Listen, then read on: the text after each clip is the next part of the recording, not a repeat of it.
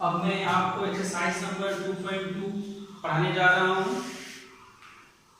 2.2 समझने से पहले आप मेरे प्लेलिस्ट में जाकर के इससे पहले वाला वीडियो को देख सकते हैं, जिसमें एक्सरसाइज नंबर 2.1 से भी पहले मैं बेसिक वाला बताया था।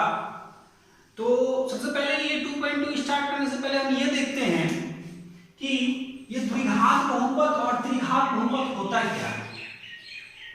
द्विघात बहुपद सबसे पहले हम जानते हैं द्विघात बहुपद और त्रिघात बहुपद के बारे में।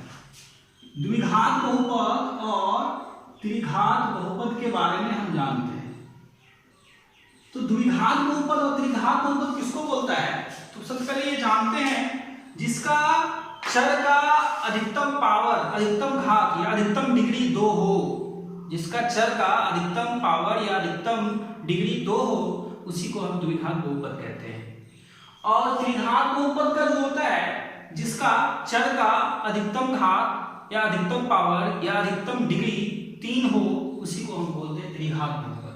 चर में चर और अचर के बारे में हम पिछले वीडियो में बता चुके हैं, आप प्ले लिस्ट में जाकर देख लीजिएगा। तो अब हम आते हैं, और ये चीज एक चीज है कि द्विघात बहुपद में शून्याङ्कों की संख्या यानी मूलों की संख्या 2 होती है, और त्रिघात बहुपद में शून्याङ्कों की संख्या और मूलों की संख्या, जिसको हम आंसर बोलते हैं, उसकी संख्या 3 होती है। तो अब हम देखते हैं द्विघात बहुपद का मानक रूप क्या होता है। द्विघात बहुपद का मानक रूप जो होता है ax² plus bx plus c होता है, जहां a is not equal to 0। इसका मतलब ये हुआ a बराबर 0 नहीं होना चाहिए। a बराबर जो है 0 नहीं होना चाहिए। इसी तरीके से त्रिघात बहुपद का भी हम मानक रूप देख लेते हैं। त्रिघात बहुपद का मानक रूप जो होता है ax³ plus bx² plus cx+d होता है। त्रिघात बहुपद का मानक रूप जो है ax³ bx² प्लस cx+d होता है। कैसे?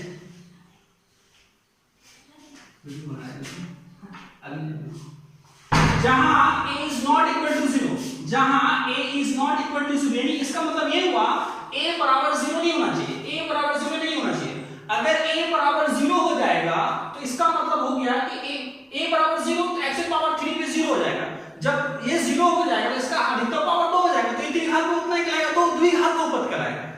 क्योंकि अगर ये 0 हो जाएगा तो ये 0 हट गया तो क्या हो गया? द्विघात। उसी तरीके से द्विघात बहुपद में a बराबर नॉट 0, अगर a बराबर 0 हो जाएगा तो ये 0 हो जाएगा तो क्या हो जाएगा? bx+c बन जाएगा। bx+c में x⁻1 का मतलब हो गया रैखिक बहुपद। ठीक है, क्लियर हो गया होगा। और द्विघात बहुपद में मूलों की संख्या जो होती है वो 2 होती है। कौन कौन होती है वो देख लेते हैं। मूलों की संख्या जो होती है, मूलों की संख्या जो होती है वो 2 होती है। मूलों की संख्या एक होता है अल्फा और दूसरा होता है बीटा। इसी प्रकार त्रिघात बहुपद में भी मूलों की संख्या जो होती है वो 3 होती है। मूलों की संख्या जो होती है 3 होती है। वो कौन कौन होता है? एक अल्फा, दूसरा बीटा और तीसरा जो होता है वो गामा होता है। ठीक है, अब हम इससे सूत्र बनता है मूलों का योग, यानी अल्फा प्लस, पिछला वीडियो में बता चुका हूं, अल्फा प्लस बीटा बराबर होता है -b/a। पिछला वीडियो में इसे बता चुका हूं। और अल्फा मूलों का गुणनफल अल्फा इंटू बीटा बराबर होता है c/a। ठीक है, और द्विघात बहुपद निकालने के लिए एक सूत्र होता है। द्विघात बहुपद निकालने के लिए एक सूत्र होता है, इस सूत्र को बोलते हैं द्विघात बहुपद के लिए एक सूत्र होता है। द्विघात बहुपद बराबर सूत्र क्या होता है वो देख लेते हैं अभी हम। द्विघात बहुपद सूत्र होता है x⁻2 प्लस मूलों का योग इंटू x प्लस मूलों का गुणनफल। ये द्विघात बहुपद निकालने के लिए ये सूत्र हो गया। x² प्लस मूलों का योग इंटू x प्लस मूलों का गुणनफल। इसी प्रकार अब हम आते हैं त्रिघात बहुपद में। त्रिघात बहुपद में मूलों की संख्या 3 होती है, अल्फा, बीटा और गामा, यानी alpha plus beta plus gamma बराबर होता है -b/a। ठीक है, और ये मूलों का योग हो गया। और मूलों के गुणनफल का योग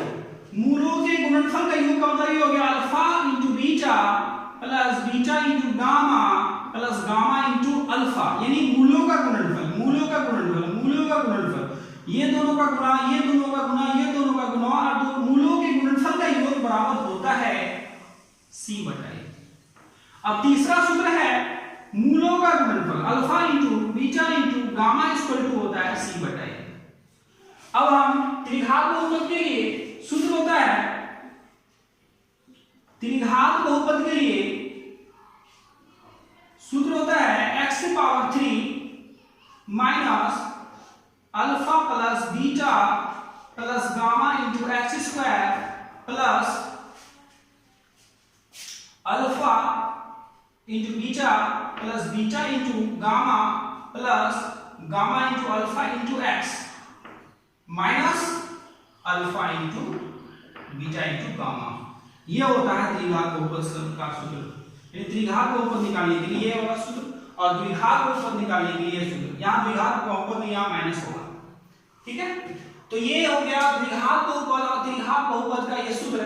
द्विघात बहुपद निकालने के लिए ये सूत्र होता है, द्विघात के मूलों की संख्या 2 होती है, एक अल्फा और बीटा, इसके लिए भी 2 का सूत्र होता है।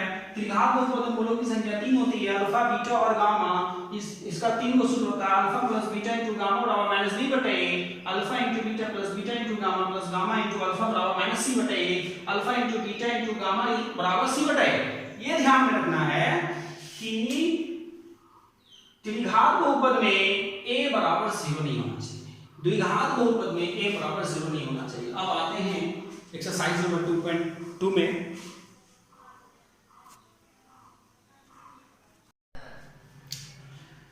अब मैं एक्सरसाइज नंबर 2.2 का क्वेश्चन बताने जा रहा हूं जो बहुत ही इंपॉर्टेंट है। एक क्वेश्चन इससे मैट्रिक एग्जाम में रहता है। ये गुणनखंड विधि से आपको बताना है, शून्यांक निकालना। गुणनखंड विधि से शून्यांक निकालना है और शून्यांक निकालने के बाद उसे आपको जांच करना है कि ये शून्यांक जब निकला तो इसका शून्यांकों का योग का सूत्र से ये बराबर है या नहीं, शून्यांकों के गुणनफल से ये बराबर है या नहीं। तो गुणनफल विधि जो आप 8th क्लास में 9th क्लास में ऑलरेडी पहले पढ़ चुके हैं, अगर नहीं पढ़े हैं तो गौर से देखिए, एक बहुत ही बढ़िया ट्रिक्स मैं बता रहा हूं। तो गुणनखंड में होता क्या है, फर्स्ट एंड लास्ट मल्टीप्लिकेशन करते हैं। क्या करते हैं, फर्स्ट एंड लास्ट। सबसे पहले ये देखेंगे ये द्विघात बहुपद में है तो अरेंज है या नहीं। पहले x की पावर 2, उसके बाद x, उसके बाद b, यानी इसका मतलब ये हुआ ax² plus bx plus c के अरेंज में है या नहीं। ax² plus bx plus c के इसमें अरेंज है या नहीं, ये अरेंज में है ऑलरेडी, ठीक है। तो फर्स्ट एंड लास्ट मल्टीप्लिकेशन करेंगे। फर्स्ट क्या है x² और लास्ट है, इसमें 3 पद 1 2 3, तो फर्स्ट वाला पद और तीसरा वाला पद को गुणा किए तो 8x² है। तो इसमें एक ट्रिक है, ट्रिक ये है कि अचल, इसमें अचल पद कौन है, अचल पद 8 है। 8 का चिन्ह क्या, माइनस। माइनस का मतलब होता है घटा, यानी इसको इसमें जो -8x² है इसको ऐसा तोड़ना है कि घटा करके आए 2। यहाँ क्या है बीच में, दूसरा वाला पद 2 है, यानी घटा करके 2 आना चाहिए। तो 8 किसका पारा में आता है, 4 गुनी 8, 4 का पारा में 8 आ रहा है 2 बार में, यानी गुना करने से 8 भी आ रहा है और घटा करके 8 का चिन्ह क्या है, घटा का। 8 का चिन्ह है घटा का, यानी घटा करके 2 आना चाहिए। अगर यहाँ पर 8 का चिन्ह प्लस होता तो यानी इसका मतलब ये जोड़ करके यहाँ 2 आता, लेकिन यहाँ पर है क्या, 8 का चिन्ह में घटा, 8 का चिन्ह में माइनस का है, इसलिए यदि 4 गुनी 8 भी हो गया और 4 में से 2 हो जाएगा 2, तो यहाँ पर 2 आ रहा। तो इसको हम देखते हैं x² के बाद चिन्ह क्या, माइनस, या माइनस ही लेंगे, प्लस रहता तो प्लस रहते, 2 नहीं लेना, अभी 2 नहीं लेना, क्या लेंगे, x लेंगे। अब यहाँ पर 2 की जगह पे हम लेंगे 4, घटा क्या रहा, 4 - 2 -8। ये हुआ गुणनखंड। इसका मतलब फिर से अगेन समझ लीजिए, 8 जो आया फर्स्ट एंड लास्ट मल्टीप्लिकेशन करके 8 जो आया, इस 8 को ऐसा तोड़ना है कि गुना करके 8 आ जाए और इसी 8 को घटा करके दूसरा वाला पद का जो डिजिट 2 है वो 2 आना चाहिए। तो 4 गुना 8 गए और 4 में से 2 जाएगा 2, यानी घटा करके आ रहा 2। यहाँ पर जैसे चीज है माइनस का, यहाँ माइनस लिखे हैं, x का x लिखे और यहाँ 2 की जगह पे क्या लिखेंगे, 4 - 2, 4 में से 2 जाएगा 2। अब हम क्या किए, ब्रैकेट कब लिए हम इस जगह पे, ब्रैकेट के बाहर जो x है, x का चिन्ह क्या, माइनस, ये -x को दोनों से गुना करना, x² - x को +4, 4 का चिन्ह प्लस है, 4 का चिन्ह क्या है? प्लस है, प्लस माइनस माइनस, x को 4 से गुना किए 4x हो गया, फिर ये x का चिन्ह जो माइनस है, ये माइनस x को फिर -2 से गुना करेंगे, तो माइनस और माइनस हो गया प्लस, और x को 2 से गुना करेंगे 2x - 8। इस तरीके से टूटा, कितने पद में? ये 4 पद में टूट गया, 2 और 2। अब हम देखते हैं ये दोनों में क्या कॉमन है। इसमें डिजिट है 4, इसमें डिजिट नहीं है, तो कोई डिजिट कॉमन नहीं होगा, लेकिन x कॉमन आ रहा है। यहाँ पर x 2 को है, यहाँ पर x 1 को है। ये आप पिछले दो क्लास में पढ़ चुके हैं, क्लास 1 और क्लास 9 में भी पढ़ चुके हैं। फिर से मैं बता रहा हूँ, आप इसको समझिएगा। तो यहाँ भी x 2 को, यहाँ x 1 को, x निकाल लिए बच गया x माइनस, यहाँ से x निकाल लिए बच गया 4। अब यहाँ पर चिन्ह प्लस है तो प्लस लेंगे, अगर यहाँ पर चिन्ह माइनस रहता तो माइनस लेते। अब इन दोनों में देखते हैं क्या कॉमन। यहाँ पर x है, यहाँ पर x नहीं है, यहाँ पर x है, यहाँ पर x नहीं है, तो इस एवज में ये दोनों में 2 है, तो 2 कॉमन ले लिए। यहाँ 2 है, 8 में तो 2 होता है, ये 2 कॉमन ले लिए, तो बच गया x माइनस 8 से 2 निकालिए, तो यानी कि आप 2 का पावर में 8 4 बार में आता है। ब्रैकेट वाला देख लीजिए, दोनों सेम है, ये वाला पद और ये वाला पद में देख लीजिए गौर से, x - 4 और x - 4 दोनों में सेम है, तो x - 4 हम निकाल लिए। यहाँ से x - 4 निकाले, क्या बचा? यहाँ x, यहाँ से x - 4 निकालिए, तो यहाँ बच गया 2। अब ये गुणनखंड हो गया। अब हम क्या लेंगे? शून्यांक लेंगे। क्या ले लेंगे? शून्यांक लेने पर। अब हम लेंगे यहाँ शून्यांक लेने पर, शून्यांक जैसे लेंगे तो यहाँ पर हम ले लेंगे x - 4 x + 2 = 0। शून्यांक लिए तो दोनों के लिए आया, किसके लिए आया? x + 4 के लिए आया और x + 2 के लिए भी आया। अब हम बांट दें दोनों को, x - 4 = 0, x + 2 = 0। तो पर x - 4 x के साथ 4 माइनस में बराबर 62 भेज दिए तो प्लस में आ गया, और x के साथ 2 प्लस में है बराबर 62 भेजने तो माइनस में आ जाएगा, क्योंकि 0 हट जाएगा, 0 ना 4 के साथ जुटेगा ना घटेगा, 0 हट गया तो 4 का 4 हो गया, तो 0 ऑलरेडी हट गया, यानी अल्फा। इसका मतलब शून्यांक का आंसर क्या हो गया? अल्फा बराबर आ गया 4 और बीटा बराबर आ गया -2। अल्फा बराबर आ गया 4 और बीटा बराबर आ गया -2। अब हम आते हैं जांच में। अब हम आते हैं किसमें? जांच में। तो इस मैथ को हम जांच करते हैं इस जगह पे, जांच करने से पहले हमको ये देखना है, तो यहाँ पर x का गुणांक a है, a बराबर 1 और यहाँ b बराबर हो जाएगा -2 और c बराबर हो जाएगा -8। ठीक है, सबसे पहले जांच से पहले ये देखना है, यानी x² का गुणांक क्या है? 1 है, यानी a बराबर 1, x का गुणांक 2 है, -2 है, तो b बराबर -2 और अचर पद 8 है, -8, तो c बराबर -8। अब हम आते हैं मूलों का योग, यानी अल्फा प्लस बीटा बराबर होता है -b/a। तो अल्फा आया 4, तो अल्फा की जगह पे लिख दिया 4, प्लस बीटा आया -2 पुट कर दी, इक्वल टू सूत्र का माइनस, ये सूत्र है, कहां से आया ये सूत्र? ये जांच करना है कि ये बराबर है नहीं। b है -2 और a है 1, तो 4 प्लस माइनस 2 हो जाएगा, माइनस प्लस 2 हो जाएगा, 4 में से 2 हो जाएगा तो बराबर, यानी ये बराबर है। अब हम आते हैं गुणनफल में। गुणनफल, मूलों का गुणनफल बराबर होता है c/a। मूलों का गुणनफल अल्फा इंटू बीटा बराबर होता है c/a। अल्फा है, यहां देखना, यहां अल्फा है 4 और बीटा है -2, अल्फा है 4 गुना बीटा है -2 बराबर c है -8/a है 1, तो प्लस 4 प्लस में 2 माइनस में, प्लस माइनस 4 गुना 8 बराबर -8। इसका मतलब ये हो गया, ये दोनों क्या हो गया? बराबर। यही हो गया जांच। अब हम नेक्स्ट सेकंड नंबर क्वेश्चन पे आते हैं। सेकंड नंबर क्वेश्चन को देख लेते हैं। पिछला मैच जो जैसे बताए थे वैसे 2 नंबर देखते हैं। 2 नंबर में same first and last multiplication. First है 4s² इंटू लास्ट है 1। तो इसमें अचर 1 है। अचर क्या है? 1 है। और एरेंज देख लेते हैं, एरेंज है यानी s² है, यहाँ s है, इसका मतलब यहाँ पर चर वाला पद जो है वो s है। तो 4s² को 1 से गुना करेंगे तो 4s² होगा, और 1 का चिन्ह क्या है? प्लस, यानी 4 किस का पावर में आता है? 2 दूनी 4 आता है, 4 1 के 4 आता है, तो यानी जोड़ करके 4 आना चाहिए। ये 1 का चिन्ह क्या है? जोड़ का। इससे पहले वाला मैथ बताए थे, ठीक है, एक का चीज जोड़ का, यानी यहाँ जो 4 है, ये 4 ये दोनों में से किसको जोड़ करके आ रहा है? ये 4 जो है 2 गुना 2 4 होता है, और 4 गुना 1 भी 4 होता है। तो ये दोनों में से कौन ऐसा डिजिट है जिसको जोड़ने से भी 4 आ रहा, बीच वाला के अकॉर्डिंग? लास्ट में 1 है, यानी जोड़ना है, तो यहाँ पर 4 जो आ रहा, 2 गुना 2 4 भी आ रहा गुना करने से, और 2 जोड़ने से भी 4 आता है। इसका मतलब जोड़ने से आ रहा है 4s² का 4s² लिख दीजिए, माइनस है तो माइनस लेंगे, 4 नहीं लेना, क्या लेना? s लेना। 4 की जगह पे लेंगे 2 प्लस 2 प्लस 1। इसका मतलब ये हुआ 4 की जगह पे 2 प्लस 2 4 ले लिए, जोड़ करके आ रहा था, और प्लस 1, और गुना करके भी ये आ रहा।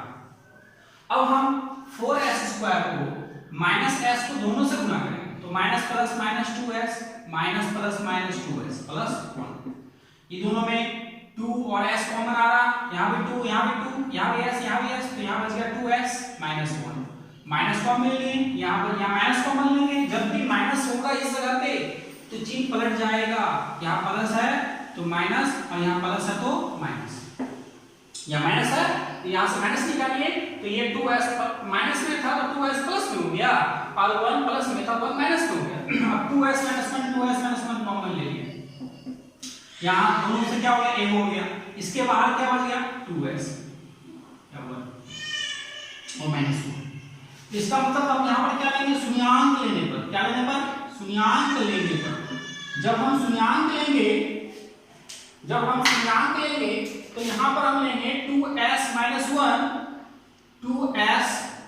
1 बराबर 0। अब हम बांट लेते हैं, 2s माइनस 1 बराबर 0, ये 0 इसमें भी है और ये 0 इसमें भी है, तो 2s माइनस 1 बराबर 0, यानी 2 बार है। कैसे आया समझ लीजिए, 2s माइनस 1 ये दोनों का 1 हो गया, इसके बाहर बच गया 2s, इसके बाहर बच गया माइनस 1, ये हो गया। तो अब हम माइनस 1 को बराबर क्वेश्चन ले लेंगे तो हो जाएगा 1, s बराबर हो जाएगा 1/2। इसी प्रकार 2s माइनस 1 को बराबर क्वेश्चन में लीजिए प्लस 1, s बराबर हो जाएगा 1/2, यानी s बराबर 1/2, s बराबर 1/2, यानी अल्फा भी 1/2 और बीटा भी 1/2 आया, अल्फा भी 1/2 और बीटा भी 1/2 आया। अब हम जांच लेते हैं, जांच करते हैं, यहां पर लिखेंगे जांच, तो जांच में सबसे पहले देखेंगे s² का गुणांक 4, यानी a बराबर 4, s का गुणांक -4 है, यानी b बराबर -4, और अचर पद +1, यानी अचर पद मतलब c बराबर +1। अब हम अल्फा प्लस बीटा बराबर जांच करते हैं, -b/a होता है, तो अल्फा आया 1/2 और बीटा भी आया 1/2, तो अल्फा 1/2 प्लस बीटा भी 1/2, माइनस b है -4 और a है 4, ठीक है। 2 का एलसीएम 2 ही आएगा, जब सेम एलसीएम हो तो ऊपर सेम ही होता है, पता ही है, माइनस माइनस प्लस 4/4, 1 और 1 2/2, यहाँ भी 4/4, ये कट गया एक बार, ये कट गया एक बार, 1 बराबर 1, यानी मूलों का योग के अकॉर्डिंग ये क्या है, इसका जो शून्यांक आया वो क्या है? बराबर है।